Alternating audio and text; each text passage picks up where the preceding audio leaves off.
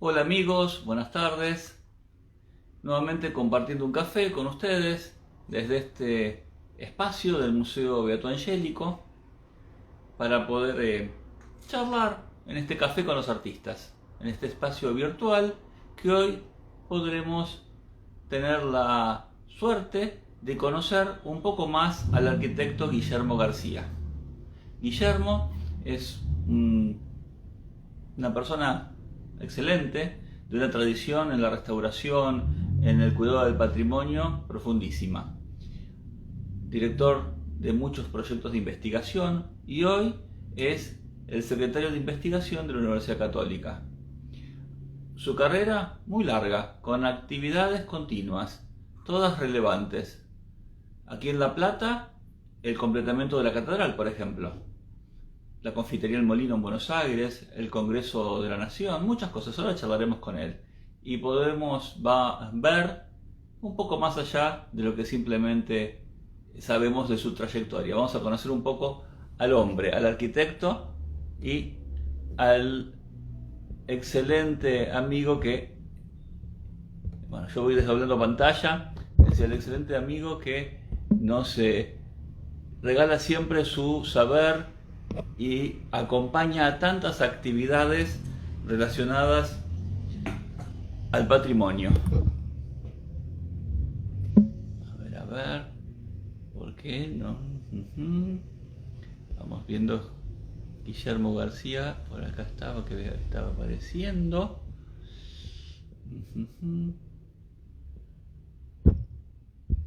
Hola Guillermo. Y ahora entonces vamos a sumarlo acá.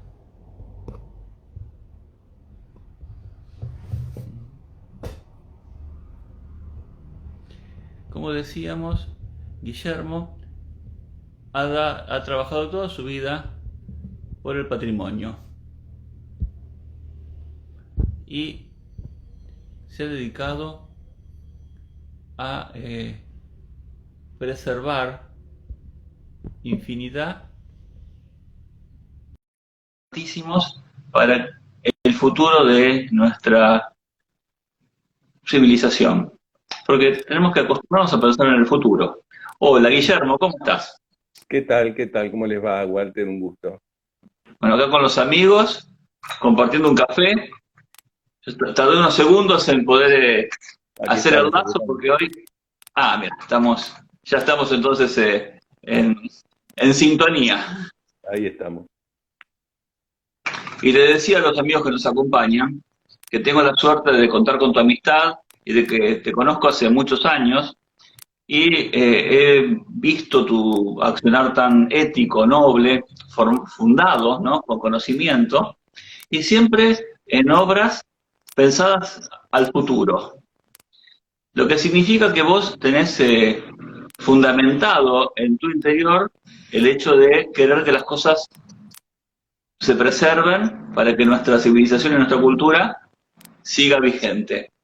Y pensaba todo eso tiene que ver mucho con la formación, con tu familia, con tus orígenes, con tu forma de ver la vida y de respetar el entorno. Así que va a ser un lindo momento para que los otros amigos que nos acompañan también conozcan este lado tuyo, más allá del profesional indiscutible que sos. Así que charlemos un poco. Dale, bueno, Walter. Bueno, un poco mis orígenes. Vos sabés que nos conocemos contigo ya hace varias décadas, como comentábamos en el anticipo del otro día. Y sí, bueno, yo me formé en una familia comprometida con la fe católica y inicié mi formación en un colegio parroquial allí en el barrio de La Loma. Todos recordarán que para principios de los 60 comenzó la posibilidad de que la iglesia pueda tener sus colegios confesionales y a partir de allí hicimos nuestra experiencia como segunda promoción del colegio parroquial. eh, y también me fui metiendo en el tema de la comunicación porque yo, por ejemplo, era el locutor de las kermeses parroquiales, ¿no? Así que en aquella época, micrófono en mano, convocábamos a los vecinos a participar de aquellos eventos de juntar ladrillos para construir nuestra escuela, ¿no? Así que fue mi primer acercamiento y a la formación en aquella parroquia con el padre Agustín Luquino, que mucha gente lo recordará de aquellos tiempos. y siempre, siempre militando en los orígenes como aspirante a Acción Católica y luego llegando a estar en los consejos nacionales de Acción Católica, así que nutriendo nuestra fe en paralelo con nuestra formación profesional. Y así llegamos a pasar por el Colegio Nacional y en paralelo militar en la Acción Católica y después en la Universidad Nacional de La Plata, y siendo que ya como arquitecto, mis primeras encomiendas tuvieron que ver con la iglesia, ¿no? Mi primer proyecto fue para esta misma parroquia de Lourdes. Ah, Eh, claro, hicimos un proyecto, una torre campanario que no se pudo materializar, pero después hicimos una intervención en la Gruta de Lourdes, que ya es mi primera obra demolida, porque ya cambió, esa gruta ya no existe más. Y después pasé por atender una cantidad de instituciones religiosas, tanto de nuestra zona como de Berisso, Ensenada, organizando aquellos famosos colegios parroquiales de los que hablábamos, que comenzaron ladrillo sobre ladrillo y había que resolver, regularizar las cuestiones dominiales, conseguir aprobar los planos, incorporar la tecnología, el gas, etcétera. Y bueno, todo esto fue por muchos años. Mi función al servicio de la iglesia fue desarrollar mi profesión. Y en paralelo la universidad, ¿no? En paralelo la universidad.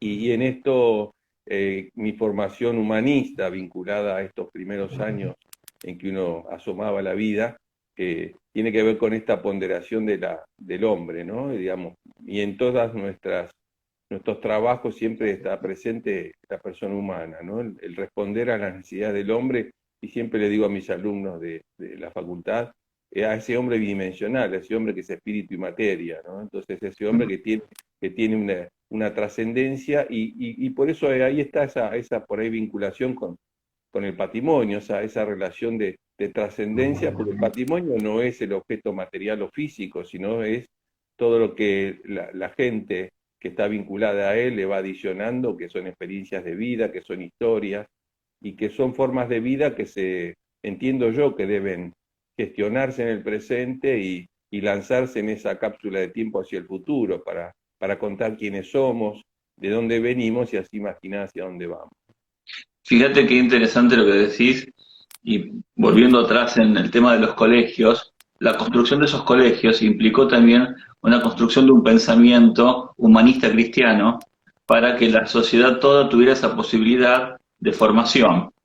Y hoy los colegios arzobispales son quienes están ayudando con la educación, acompañando al Estado, porque es una gestión de voz privada, pero pública a la vez. Vamos, es una actividad, digamos, es de gestión privada, pero pública, dado que los docentes también muchas veces son subvencionados por el Estado, pero no las horas de cargas de otras materias que ayudan a esa formación completa de la persona en su totalidad. Y eso ha hecho tanto bien que nuestra comunidad eh, creo que tiene un plus, ¿no? Por esa formación. Y esa misma formación hizo que dentro de las currículas apareciera el programa del patrimonio, que antes el patrimonio no estaba. Y tiene mucho que ver con tu trabajo, ¿no? Sin duda.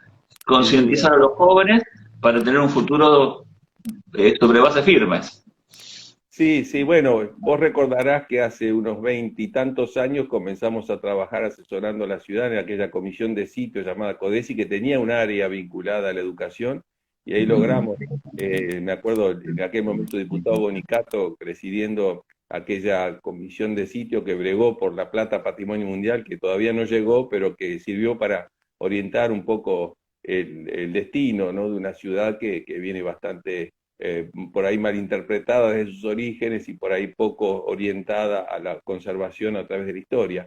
Pero bueno, en aquel momento fue muy interesante el trabajo con las escuelas y aquel equipo en el que estaba la querida y desaparecida hoy Perla Strelzi, que estaba Cristina Vinceta, y que trabajaron tanto por llevar a la educación formal esta mirada patrimonial. Y creo que fue un antes y un después, y que las nuevas generaciones, por lo menos en el Gran La Plata, a partir de ese gran desafío que fue instrumentar el contenido patrimonial en las escuelas primarias y secundarias, han hecho el cambio. Creo que las nuevas generaciones hoy están mucho más comprometidas y que los destinos de nuestra región, de nuestra capitalidad, de nuestra ciudad, está muy orientada y creo que va a ser, las próximas generaciones serán las responsables de ese cambio que todos anhelamos. Sí, yo creo que es importantísimo eso, considerar lo público como propio. Y todos los edificios maravillosos que tenemos, los palacios de la ciudad de La Plata, lo que se pensó como una gran capital, que realmente lo sea, que sea la capital de la provincia de Buenos Aires, querida por todos nosotros, por toda la provincia, no solamente por los platenses, y preservada al futuro. Y si logramos eso acá, lo vamos a lograr en todo el país y el mundo. Si es como si cada aldea hace lo que debe, el mundo entero va a estar bien. Y vos has trabajado mucho por eso, ¿no? Desde el ICOMOS, desde el SICOP, ahora como vicepresidente también. Eso es una tarea importantísima y has tenido cargos internacionales también de gestión en el patrimonio. Es horas, porque todo eso es voluntariado, nadie cobra un peso, es sumar horas y carga de trabajo para el bien común. Así que contanos cómo fue eso, porque me imagino que lo sigue siendo porque seguís siendo consultor de innumerables instituciones y nacionales e internacionales. Sí, sí, acabamos de ser incorporados a la nómina de Prerrico, que somos muy poquitos, 25 expertos en todo el mundo vinculados al patrimonio religioso y a los lugares de culto de todas las religiones. Así que esto fue la última incorporación que tuvimos hace un par de meses. Pero bien, esto, mi historia con la ciudad, que venía de, vos conociste a mi tía, Alba. Albita, que era una persona maravillosa. Albita García Cueto, también otra institución de la ciudad de La Plata, que dejó huella, que era muy amiga de mi madre y yo la conocí durante años. Y Guillermo tuvo, esto lo voy a decir en cámaras porque estamos en el Museo Beato Angélico, cuando ven en el museo una obra bellísima del padre Muti, la tenemos gracias a la donación de Guillermo y su familia, porque esa obra era de Albita. Y atrás de Guillermo veo otra obra del padre Muti, Así es. y vemos Así es. cómo ese maravilloso artista dejó también la ciudad plasmada, cómo fue y cómo debemos recuperar ese Parque Pereira espléndido que él tanto plasmó. Ya llegaremos a charlar del Parque Pereira. Así es. Bueno, el tema medioambiental es así, hoy estamos trabajando en esos ambientes, pero contarte que, bueno, estos cuadros eran de mi abuelo, del padre Albita y de mi padre, y llegan a nosotros al fallecimiento de la querida tía Alba, que fue aquella tía soltera que apañó y nos acompañó a la gran cantidad de sobrinos, y que fue muy importante en todas nuestras historias y que fue la depositaria casi de la memoria de nuestros abuelos. Y un poco mi llegada a la historia tiene que ver con aquellas charlas a que mi abuelo Faustino me llevaba allá por los principios de los años 60, recuerdo en el Jockey Club, a escuchar historias de la ciudad. Mi abuelo había trabajado, fue editor de la obra de Levene, siendo director de impresiones del Estado, cuando Levene estaba en su investigación aquí en la ciudad de La Plata, en el museo que lleva su nombre, y después en la creación de la Comisión Nacional de Monumentos, así que mi relación con toda esta historia viene de allá lejos, y recordar que mi abuelo me llevaba a estas conferencias donde no había joven, yo era muy chiquito, y me presentaba a los oradores y decía, el doctor, bueno, fulano de tal, y mucho gusto, y él decía, mi nietito, ¿no? Entonces me presentaba con sus amigos conferencistas, y de allí viene un poco mi relación con la historia de la ciudad. Y la herencia de estos libros que guardó la tía Alba y después heredé yo de mi abuelo, que fue además oficial constituyente de la Constitución a medida de la provincia de Buenos Aires, y tengo varios discursos de él, puño y letra, defendiendo incluso la no división de los municipios de Berisso y Ensenada de La Plata ya por el 57, así que era realmente una persona vinculada, fundador de los Amigos del Bosque y de la Biblioteca Euforión, y bueno, gran cantidad de cosas que a uno lo van marcando en la medida que va reconociendo la historia de su familia, ¿no? Y la herencia de estos libros y de algunos documentos inéditos de la Fundación de La Plata, al momento de ser convocado para responsabilizarme un poco del área técnica de la Fundación Catedral, allá cuando empezamos el complemento de la ciudad, me sirvió para brevar en ese pasado, en esos documentos inéditos, en esa historia fundacional, y encontrar tanto en mi propia historia como en una familia tradicional de la ciudad, los argumentos para justificar el completamiento del último de los edificios fundacionales que aún faltaba completar en La Plata. Y hoy podemos disfrutar de las torres de la catedral, digamos, de un campanario que volvió a sonar este año, digamos, de una distribución diferente con ingreso al museo desde nivel tierra, con un montón de trabajos increíbles realizados en muy poco tiempo en relación de la historia del edificio, y todo fue por una gestión invalorable tuya y de un equipo que vos armaste para poder controlar que lo que se hiciera fuera para que durara en el tiempo, ¿no? Y hecho con coherencia con los estándares internacionales. Sí, sin duda, bueno, son esos hechos providenciales. Y recuerdo cuando estábamos terminando ya para el 2000, en las puertas del jubileo que había instaurado el Papa Juan Pablo II, el título famoso de Fe, Esperanza y Caridad es el que nos signó en el último año y el que lleva con este triduo las tres puertas de la catedral, ¿no? Y, y abrevar en el pasado para proponer ese completamiento que de alguna manera también era, como decía, aquellas historias escritas por Benoit o por el profesor José María Rey, que hablaba de, citando a Benoit, que las torres eran como el lugar el que se veía del horizonte en aquellos viajeros de ultramar que llegaban al puerto, ¿no? Antes de que sea un puerto peligroso, La Plata recibía incluso a los viajeros que venían de Europa, ¿no? Y ese faro que los atendía, digamos, que los recibía, que los ubicaba en la nueva geografía, ¿no? Y bueno, esas cuestiones que nos llevaron en esa época también a conocerlo a Gabriel Cercato, invitarlo a ser el autor de las esculturas que hoy jalonan ese completamiento, la posibilidad de haber encomendado esas esculturas cuando ya habíamos licitado las obras y habíamos hecho una buena gestión y teníamos un dinero disponible para poder completar también las 56 esculturas. Esos desafíos de trabajar 5 años de sol a sol y no pensando en otra cosa que en ese completamiento y el aprecio que recibimos de toda la ciudadanía y el apoyo para esa gesta que creo que fue muy emotiva y que nos revinculó con el origen de nuestra ciudad y con el destino. Yo recuerdo a Monseñor Garlatti, que era obispo auxiliar en aquel momento de La Plata, luego ahora es obispo emérito de Bahía Blanca, pero bueno, Monseñor Garlatti, que ahora está graduado en La Plata, nos acompañó a fundamentar esto y La Plata, él decía, era prenda de unión nacional, es decir, la ciudad que nace para que no nos peleemos más entre los argentinos. Y creo que esta idea de prenda es la que debemos seguir adelante en estos tiempos incluso de discusión política y que todos debemos transitar en conjunto por el bien común y por la historia común, que es la que nos va definiendo como sociedad y cada uno de nosotros en el lugar que nos toca desarrollar Sabes, nuestra vida. Guillermo, que la semana pasada en este café estuvo Daniel Loyola, que es el actual presidente del ente municipal de turismo. Y hablábamos también de la idea de la identidad de la ciudad, de la capitalidad y también de ese faro que fue desde el puerto. Bueno, y nos contó que probablemente, que ya se está trabajando mucho para rehabilitar el puerto con el destino de Uruguay. Eso nos va a ayudar mucho para que, digamos, toda la zona que ahora está un poco deprimida vuelva a tener pujanza.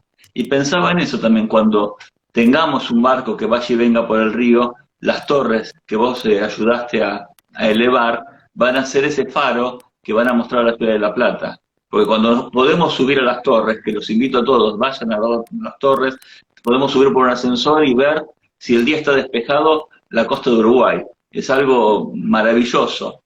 Y la mística que tiene todo eso, ver la catedral desde arriba, las gárgolas, las esculturas, toda la obra de Cercato, y algo que trabajaron ustedes como señor Galán, que fue algo interesantísimo, pensarlo como una catedral neogótica, pero situada en las Pampas, donde la Pampa fuera parte de ese espacio, ¿no? Donde los crochet tuvieran que ver con los cardos, las gárgolas fueran animales salvajes de esta región. Así que es algo que, digamos, que tiene mucha fundamentación y en el mundo se habla de eso. Y eso fue gracias a la intervención tuya y de, no sé, de Gabriel, de Monseñor Galán, pero vos tuviste muchísimo que ver con eso. ¿Cómo fue esa decisión? Contanos. No, te tengo que decir que tanto Monseñor Galán al comienzo y de todo el proceso, después cuando asume Monseñor Aguer, nos dieron una amplia libertad. Nosotros íbamos armando todas las ornamentaciones, toda la justificación, y las teníamos allí en la oficina de la unidad ejecutora, que estaba en el subsuelo donde están las oficinas de la Fundación. y ellos pasaban y miraban, pero no le preguntábamos qué le parece, monseñor. Íbamos proponiendo, lo pasaba y me recuerdo con mucha alegría, incluso la discusión sobre la Inmaculada Concepción, porque Gabriel, a quien invitamos a participar después que había ganado el premio de arte sacro, el concurso de arte sacro por un Cristo tallado en Sí. madera, eso sirvió para que, por el argumento con el que yo ya lo conocía a Gabriel, para que lo incorporáramos al equipo y le encomendáramos, pobre Gabriel, en un año y pico que haga todos los modelos de las esculturas. Siempre se acuerda que casi no lo dejábamos dormir. Y en algún momento había dos versiones de Inmaculada Concepción. Y una que era la tradicional de la Virgen embarazada, y otra que era la que finalmente se materializó, que tiene que ver con la nueva teología y con que este tema de que María es la madre de Jesús y Jesús termina venciendo al demonio, por eso tiene la cruz y está la serpiente y está terminando con la serpiente, y ese tema de la historia de la salvación que es dinámico, ¿no? Y bueno, entonces había una discusión que tuvimos que laudar con el señor arzobispo, que lo llevamos a Monseñor Aguirre en ese momento al tallercito de Gabriel, y fuimos con el padre Carlos Ruiz Díaz, que era el párroco, y Gabriel defendía la propuesta, digamos, más contemporánea de la imagen de la Inmaculada Concepción, y tenía la otra versión. Y finalmente el obispo laudó y a favor de lo que estaba promoviendo Gabriel, que Gabriel, además de ser escultor, además de ser profesor de escultura, de ser escenógrafo, tenía una serie de virtudes de teólogo, y era como que estaba predestinado a ser el responsable de materializar las esculturas, porque tenía ya todos los elementos, los atributos que eran necesarios. Creo que estábamos todos preparados para que esto sucediera en ese momento, y no creo que se pueda volver a repetir esa circunstancia. Gabriel es una persona muy formada. Bueno, yo trabajo con él hace muchos años, compartimos la cátedra en Estética en Bellas Artes y es un placer. Cada uno tiene su visión y podemos compartir infinidad de situaciones desde distintos puntos de vista y eso es un crecimiento maravilloso. Y contando de esto también, en un momento tuve la suerte de estar frente a la Sagrada Familia y charlar con uno de los arquitectos que estaba trabajando allí, que dirigía la obra, y me habló indudablemente de Guillermo García. Así que estando en Barcelona, hablábamos de Guillermo García y del completamiento de la catedral, lo que significa que eso ya pasó a ser una obra mundial, ¿no? La catedral está en el pavimento de San Pedro. Vieron que hay pocas iglesias catedrales del mundo puestas en esos mármoles. ¿Por qué? Por sus dimensiones, por su espacialidad. La nuestra es una de las más largas del mundo, no alta, sino larga. Y eso hace que este completamiento fuera un detonante de esto y un trabajo enorme de ustedes para lograrlo, me imagino. Sí, sin duda. Bueno, yo recuerdo esa gestión, se hizo en el tiempo que nosotros estábamos trabajando para la fundación, y se hizo toda la gestión ante la Ópera de San Pedro para que hubo que pagar unos derechos para que hicieran la inscripción de la catedral en el piso de San Pedro, y me tocó luego recorrer y verla, y en el jubileo del 2000, cuando pisamos luego de terminar la obra nuestra, fuimos a Roma y ahí estuvimos en la Marca, al lado de la Catedral de México, figura nuestra catedral en el piso de la nave principal de San Pedro, así que la verdad que era toda una síntesis muy linda, ¿no? Y una experiencia de vida fantástica. Un orgullo, me imagino, ¿no? En el momento de verlo materializado. Es como cuando te parás en Plaza Moreno y ves las torres que te abrazan, o ahora, no sé, otro éxito de Guillermo, el tema de la confitería del Molino. Todos hemos visto, lamentamos años la decadencia que el edificio tenía, cómo se iban perdiendo sus molduras, cómo desaparecían los vitrales, cómo las carpinterías se iban degradando. Y todo eso era un trabajo inconmensurable. Y Guillermo se lo puso a cuestas para que todos hoy podamos gozar de ese espacio y que dentro de un tiempo esté totalmente terminado y pueda, digamos, recibirnos a tomar un café como a fines digamos, a principios del siglo pasado. Bueno, hay siempre que decir que en todas estas obras no es responsabilidad de una persona, sino que siempre es un equipo. Es un equipo. A mí me toca el rol de ser asesor patrimonial de estas obras. En el caso de la catedral fui el responsable técnico administrativo, digamos, pero En el caso del Congreso de la Nación, yo funciono como asesor de patrimonial, tanto del Congreso como del Palacio. Incluso ahí lo vi que estaba Mariano de la Cia, que fue director de obras del Congreso, que ahí lo vi que se incorporó hace un ratito, de mi saludo para Mariano. Y bueno, y después cuando acompañamos la ley de expropiación del molino en noviembre del 2014 y naturalmente el mismo equipo que habíamos conformado para trabajar en la puesta en valor del Congreso se le ofreció, liderado por Ricardo Angelucci, que es otro platense también, que hace tiempo trabaja en la gestión política y que realmente es fundamental a la hora de todas las negociaciones y de articular la administración, porque hay que resolver temas muy complejos en la administración pública para poder alentar la eficiencia y lograr resultados en un lapso, digamos, razonable, que es lo que cuando en estos edificios se genera expectativa, después hay que resolver y hay que estar a la altura de esas expectativas, ¿no? Quiere decir que hay una demanda constante.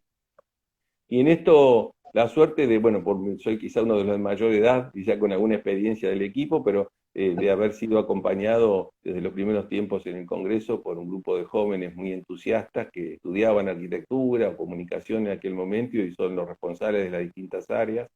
Así que es un gusto trabajar en equipo, sumar la potencialidad que cada uno tiene. Cada uno tiene su propia mirada, su propia visión y un poco mi función en los equipos es lograr articular, ¿no? Ayudar a que se articulen distintas voluntades y tratar siempre de limar asperezas, de discutir proactivamente, de cambiar opiniones, de encontrar la mejor manera de resolver los problemas. Y creo que esto es un poco la mística del patrimonio. ¿Sí? La mística del patrimonio es eso, y que me viene un poco de la experiencia de fe. Hay que tener fe, hay que tener esperanza y que ir para adelante y hacer las cosas bien, de la mejor manera posible. Y Y hay formar... que resaltar que vos también digamos, sos una persona de fe y que esa esperanza la comunica y la comparte a su equipo. Y la grandeza también de saber convocar gente que, digamos, nosotros, a ver, voy a hacer algo que no es muy políticamente correcto, ¿no? Pero como platense algo que me molesta soberanamente es que siempre se ve a Buenos Aires como que son los popes. Todos los que saben algo están en Buenos Aires, no en La Plata. Entonces, cada vez que hay un cambio de gobierno, político del que fuere, del grado que fuere, desembarca gente como que acá no hubiera ninguna, digamos, no hubiera materia gris. Y tenemos 5 universidades, entre ellos indudablemente la Universidad Católica, que es la que, digamos, genera el museo en donde hoy estamos hablando. Pero Guillermo tuvo la certeza de convocar gente por su valor en las obras, no por dónde venía. Tal es así que ha llevado muchos platenses a trabajar a Capital al Congreso. Por ejemplo, Eduardo Domingo, por ejemplo, Sergio Ardoain, que es un escultor, pero a veces arquitecto, y como ellos muchos más, que han podido ser reconocidos profesionalmente allá, al revés de lo que sucede habitualmente acá, que siempre son ellos los que vienen. Así que es otro agradecimiento para vos, desde los profesionales platenses. Bueno, está bien, muy bien, gracias, lo que toca. No, es así, hay que reconocerlo. Y lo que decías vos de los equipos, ¿no? El formar equipos, el saber cómo equilibrarlo, es una virtud muy importante, porque para poder hacer cosas siempre se necesitan la suma de voluntades. Y las voluntades no siempre son, digamos, hay muchas que son indomables. El buen cabeza de equipo sabe acompañar a cada uno y mostrarle qué es lo que necesita ese del otro para que las cosas lleguen a buen puerto. Y lo has logrado, porque todos los ejemplos que dimos están en pie hoy. La catedral podemos disfrutarla, indudablemente todos los platenses y todos los que vienen del mundo a verla. El Congreso, que tenía un montón de situaciones digamos, no quiero decir abandono, pero de falta de mantenimiento, de necesidades estructurales importantes, lograste hacerlo. Y la confitería del Molino también. O cosas más chicas como el edificio Stibor, ¿no? Que con Cristina Vinceta hicieron un proyecto maravilloso y ese cubo de vidrio es algo que lo distingue y es obra de ustedes. Y, digamos, está tu firma ahí. Así es, así es. Sí, sí. Bueno, y por muchos de estos edificios incluso se obtuvieron premios Sociedad Central SICOP, Sí. Eso implica la alegría de ser reconocidos por los pares, ¿no? Eh, Mira, uno tiene que ser, para mi gusto, el articulador de las voluntades y establecer en conjunto con el comitente, con el equipo técnico, con el equipo político, y discutir los temas pensando en cuál es la mejor solución, ¿no? Mi experiencia tiene que ver con los organismos internacionales, digamos, porque uno de esta forma lo que tiene es una interacción con los que están haciendo lo mismo en otras partes del mundo. Creo que eso es lo que, y muchas veces uno es más reconocido afuera que en su propio país. También las veces que me han invitado a dar cursos o estuve en Sagrada Familia, también asesorando al equipo cuando Jordi Bonet se retira, me invita a dar un curso de capacitación para el equipo que se iba a hacer cargo del completamiento Sagrada Familia a partir del 2011. Así que es otro gusto. O la directora de Monumentos de Francia en algún momento nos invitó a evaluar algunas obras que ella estaba haciendo en Francia o en España.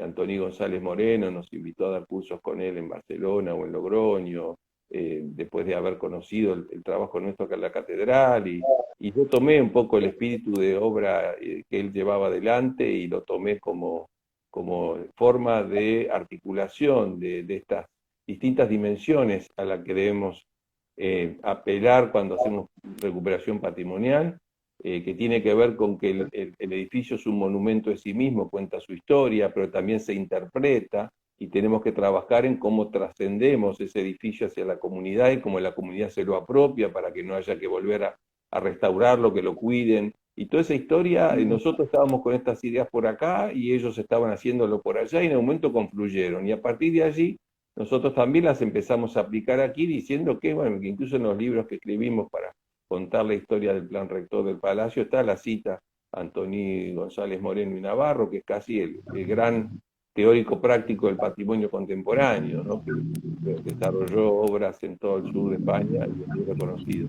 Y así Es importantísimo esas vinculaciones que ha generado, que se mantienen, que son firmes y que hacen que el diálogo entre las distintas instituciones también ayude a que expertos de un lado y del otro puedan compartir saberes y mejorar situaciones para tener el mejor juicio, porque me imagino que ante problemas que no son tan sencillos, que son más bien complicados, vos también tenés expertos a quienes recurrir, consultar qué opinas de esto o cómo armar un nuevo equipo para seguir algún trabajo. Me acuerdo, no sé, les cuento a los amigos, algo que a mí me llamó muchísimo la atención, pero para Guillermo es algo sencillo. Cuando entraron al molino, los sótanos del molino estaban bajo agua. Tuvieron que conseguir buzos tácticos que fueran a trabajar y filmar bajo el agua para llegar a poder vaciar el espacio y organizar. Y todo eso es una técnica que es más bien de Jacques Cousteau que de un arquitecto, pero la lograron, digamos, por ese conocimiento y por esa interrelación de saberes, poder hacer las cosas, que es algo tan importante en esta contemporaneidad. Sí, a ver, como conversamos hace un ratito antes de comenzar la charla con los amigos, eh, el concepto de investigación, el concepto de reflexión es innato a todas las disciplinas científicas y del conocimiento. Y yo desde muy temprano tomé antes de que nos obligara la CONIAGUA a tener investigación en las universidades para evaluar y todo esto, la carrera del artículo 43, que aquellos que están con esto lo sabrán interpretar, tiene que ver con que la investigación es parte de la formación. Si uno no investiga, si no reflexiona, no puede educar, porque estaría contando historias del pasado siempre. En cambio, si vos estás formando a profesionales para desempeñarse en el mañana, en un mundo que todavía no se dio, tenés que formarlos en la metodología de la acción y no en que repitan lo que ya es viejo. Entonces creo que esta mirada, y esto me dio pie a desarrollar una metodología propia que he implementado desde mis primeros años como arquitecto, y en eso tengo que agradecer también esa formación multidisciplinaria del viejo Colegio Nacional aquí en La Plata, que realmente nos abrió la cabeza mucho y con grandes profesores, filósofos, pensadores, científicos, que eran todos hasta exdecanos de distintas facultades que teníamos el lujo de tenerlos como profesores. Y esa idea de pararse a pensar para luego tomar decisiones. Y esto lo fui verificando incluso en mi conocimiento de otras latitudes. Antonio González, como quien nombramos recién en Barcelona, hablaba de que antes de actuar en diseño hay que reflexionar mucho, mucho más que el tiempo de la acción. Y esto es que cada obra, que cada desafío al que uno está, al que está sujeto, o que le tiene la oportunidad de desarrollar, es único. Es decir, yo digo, ¿quién había hecho ¿a quién le podía consultar de cómo se hacía una catedral? Digo, no tenía ningún vivo, así que ¿cómo se completa? Entonces lo que tenés que hacer allí es empezar a pararte, pensar, armar un equipo técnico con los asesores que correspondan en cada una de las disciplinas, con la gestión, con la discusión política. En aquel momento se pensaba que había que completar las torres, pero hicimos un vuelo en helicóptero y mostramos fotos que nadie tenía, que le faltaban todos los techos a la iglesia, con lo cual había que hacer todas las torres y no solo las dos principales. Entonces, digamos, o filmamos un video con la caída de un ladrillo para demostrar que estaba en una situación caótica. Y bueno, en esa época recién se empezaban a usar las cámaras y los videos. Nosotros habíamos tenido un programa de cultura y patrimonio con mi hermana Florencia y con Jorge Bozano, con quien trabajé tantos años en la universidad y que me acompañó también en tantas obras, como también en la catedral, como gran teórico, y que él fue el que le dijimos, tenés que escribir y fundamentar por qué es necesario completar desde el punto de vista urbanístico la catedral, porque la catedral con sus torres y con su escala le completaban la ciudad, y bueno, y así cuando aparece Gabriel, que recién hablábamos, y estar abiertos a la incorporación de la disciplina necesaria para hacer aquello, y eso no te lo dan, no está escrito. Tenés que sentarte y la metodología, el método de ir hacia atrás para después arrancar hacia adelante, nos lo da esa cuestión de investigación, de rastrear todo lo que alguien hizo hasta el presente, no solo de la disciplina que te toca, sino todas las que pueden estar vinculadas, pararte, reflexionar, discutir mucho, trazar un plan, hacer un presupuesto y después cumplirlo. Porque ese es el otro tema. El arquitecto debe cumplir los plazos y los costos. Ese es el otro gran desafío al que por ahí no se aprende, y esto tiene que ver con esa formación, digamos, rigurosa y más científica que me dio aquel colegio tan querido en el que tuvimos estos grandes profesores. Yo iba a las Olimpiadas Matemáticas, me acuerdo, en aquella época. Pero Claro. En que todo esto lo estás plasmando también ahora desde tu área, la Secretaría de Investigación de la Universidad Católica, que está organizando y transformando el sector, porque antes estaba pensado como un espacio de investigación muy particular, en cambio ahora se está trabajando transversalmente con toda la universidad y generando nuevas investigaciones, nuevos proyectos, posibilidades y lazos con el mundo. Eso es algo importantísimo, que tu gestión ante esta Secretaría de Investigación está abriendo y nos visibiliza, porque cualquiera que se dedica a la investigación sabe que publicar es muy importante, pero hay que publicar en los lugares adecuados, hay que publicar en los lugares que tienen referato, hay que conseguir ese referato, hay que organizar equipos de investigación que sean serios, que planteen objetivos que sean materialmente posibles, aunque sean, digamos, a ver cómo decirlo, meramente investigativos, que no sean tangibles, que sean hasta de bienes intangibles, pero que sean realizables. Y Guillermo está haciendo eso, que no es nada fácil. Y lo está haciendo con el respeto de todos los colegas, que también es muy importante, porque para poder lograrlo hay que armar un buen equipo. Así que, y otra cosa más que voy a contar, estamos en este café de amigos, que me voy a hacer un segundo café para contarles esto. Saben que Guillermo tiene una hermosísima familia. Y hace poco también acá estuvo Mauro García Santa Cruz, que es su hijo. Pero tiene varios hijos más. Jimena García Santa Cruz, que es una investigadora y que trabaja materializando también espacios, como lo que hizo en el Sagrado Corazón, con la exhibición de la pequeña capilla digamos, ¿vieron en el Sagrado que en el lateral derecho, digamos, de la entrada, ¿no? Tomando el altar como el izquierdo, pero hay una capilla de relicarios? Bueno, todo ese espacio fue refuncionalizado por la hija del caballero. ¿Por qué? Porque se formó en la familia. Su esposa es una pintora maravillosa que han visto muchas veces exponiendo en el Museo Beato no por ser la esposa de Guillermo, sino por ser ella, Mauen, una gran artista.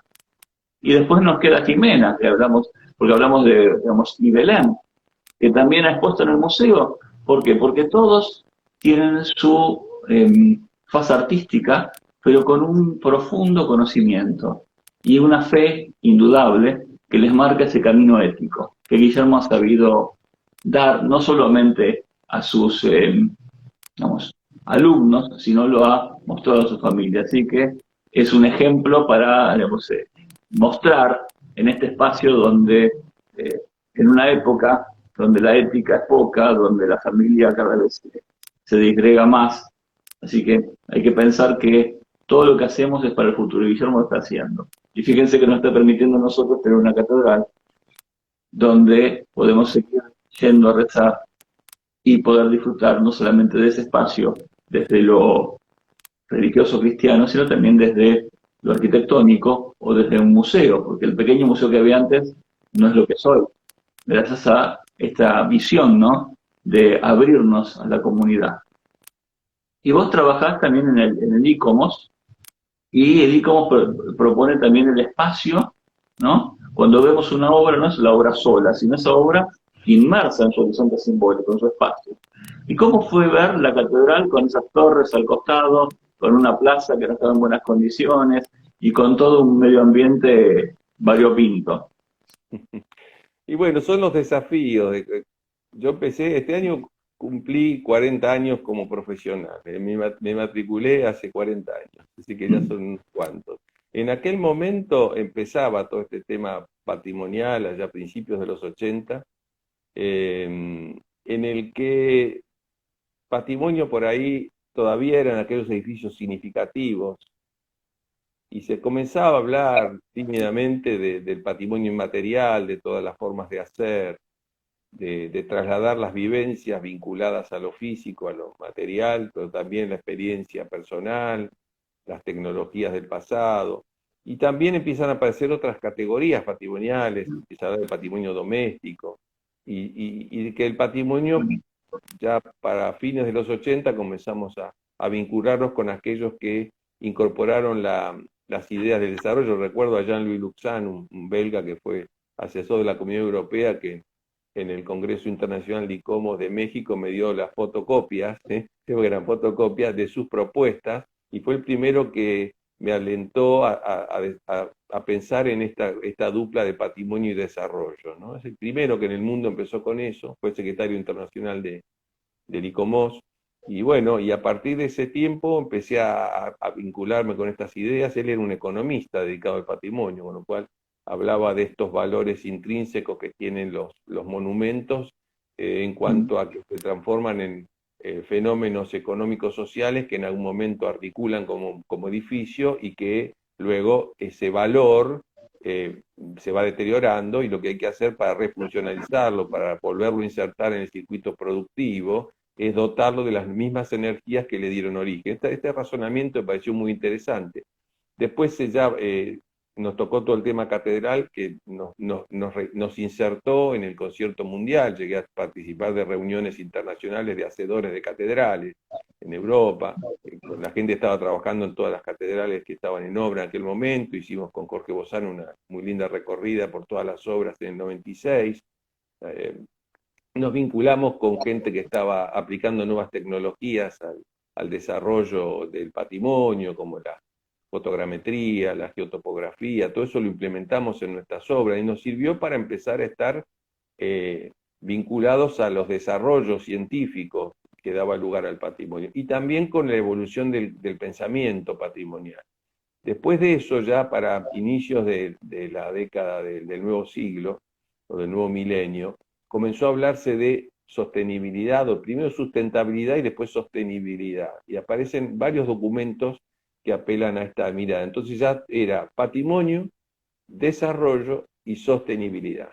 Y más o menos desde hace unos 5 años, en que ahí los tengo a mis hijos, que por suerte y a esta altura de la vida trabajamos juntos en varios de estos proyectos, ellos cada uno hizo su historia, su formación, y hoy estamos con Mauro y con Jimena trabajando en varios proyectos juntos, cada uno desde su mirada, de su especialidad. Esto me alegra mucho, y no quiero dejar de agradecer a mi señora Marinés, que si no hubiera sido por ella, que se ocupó de todas las tareas intrínsecas a la casa, era imposible de que podamos hacer todo el trabajo que hicimos, porque acometer estas obras de las que estamos hablando sin un soporte en la familia, y aguantar todas las rabietas y el carácter que uno tiene también es un Pero apoyo. los que conocemos a Marines sabemos que ella es un ser angelical, sensible, que ha generado una familia bellísima. Así que, como su obra, ¿no? Como sus pinturas, que son sutiles. Ella es un ser sutil. Así que es entendible que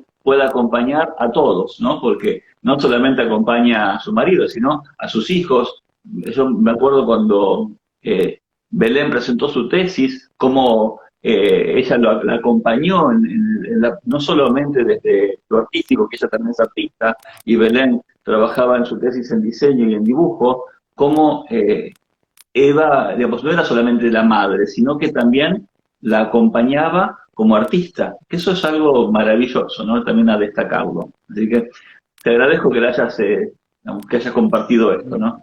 Bueno, por cierto, pues la familia también es un conjunto de vida, ¿no?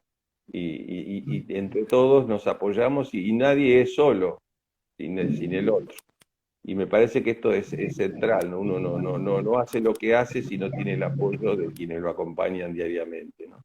Y uno por hacer estas cosas también ha desatendido obligaciones familiares, porque uno tiene que, el tiempo es uno, ¿no?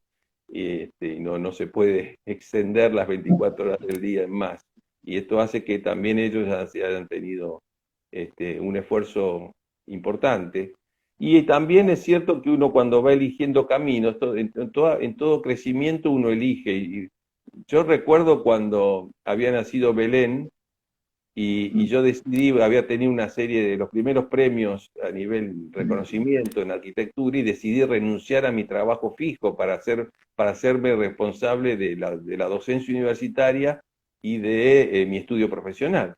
Y bueno, el susto de mi señora en ese momento es: si vas a dejar el sueldo y vamos a tirarnos a la pileta. Y bueno, creo que fue una buena elección, porque si no hubiera estado siempre atado a otras cuestiones, y hubiera impedido por allí un desarrollo libre, ¿no? De que uno se pueda mover eligiendo todos los días qué hacer, con lo que significa el ejercicio liberal de la profesión en todos los tiempos socioeconómicos en los que nos ha tocado transitar, con todos los problemas económicos, pero por suerte esos son todos los temas que llevo como aprendizaje. Si pudimos materializar obras en todos estos tiempos económicos, es evidente que uno tiene cierto contralor sobre el ejercicio, digamos, material de la cosa, porque han quebrado gente alrededor de uno todo el tiempo, ¿no? En todos estos 40 años de ejercicio profesional.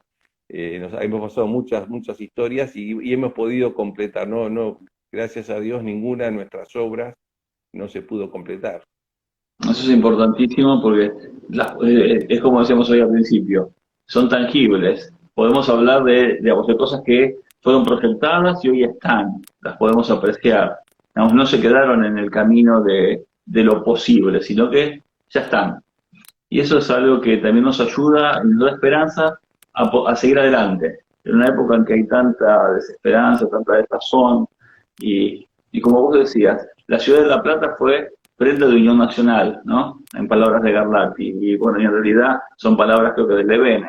Y todo eso hace que nuestra identidad como platenses sea tan importante, y el ícono de la ciudad, la catedral, no está porque sí, es nuestra iglesia que está detrás de todo esto, y Dios indudablemente que nos acompaña, ¿no? Porque si no, no se podría haber hecho las cosas que se han hecho y los proyectos que hay, ¿no? Pensar que hoy la Fundación sigue teniendo los talleres de vitral para, digamos, formar quienes a futuro puedan seguir haciendo los vitrales.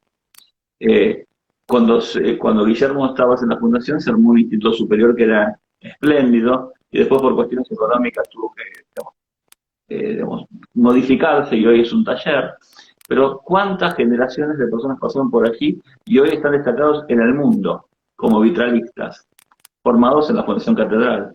Y todo eso tiene que ver con la formación de la persona humana, que es algo tan importante y tan necesario para nuestro futuro.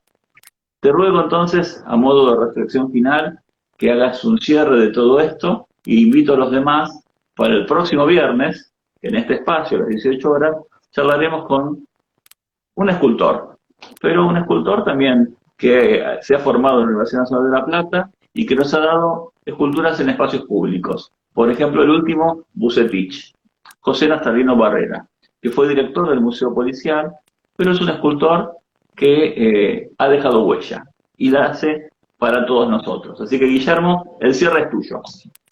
Bueno, primero agradecerte a vos, Walter, que te tengo como siempre un gran aprecio. Has sido muy generoso conmigo y con mi familia, incluso en esta charla también, como lo sos siempre.